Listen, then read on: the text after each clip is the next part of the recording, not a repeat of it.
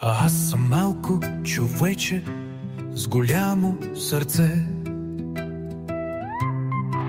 с тънки крака аз летя като вятъра. С крехко толце, но с воля от камък, моите малки ръце те прегръщат с пламък.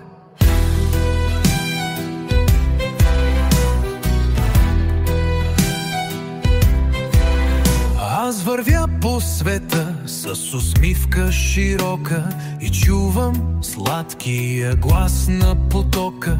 Птичките пеят, гората шуми, песента в сърцето ми нежно звучи. От душата ми весела песен извира, сърцето в ритъм тупти и не спира. Но когато с уста се опитам да свиря фю-фю и мелодията тихо замира, фю-фю. Къде си, моя песен? Фю-фю. Животът не е лесен, фю-фю, но аз ще продължа, фю-фю, да шепна с уста. Фю-фю. Ах, много съм неук, фю-фю, а може би е ултразвук.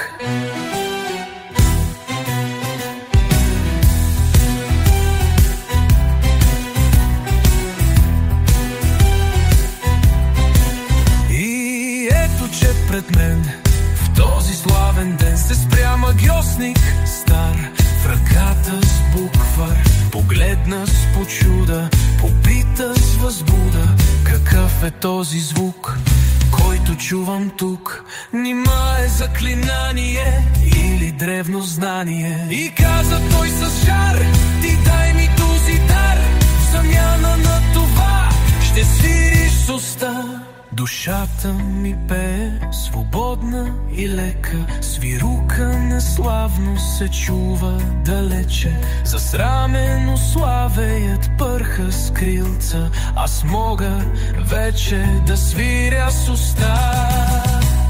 Фю-фю. Това е моята песен, фю-фю.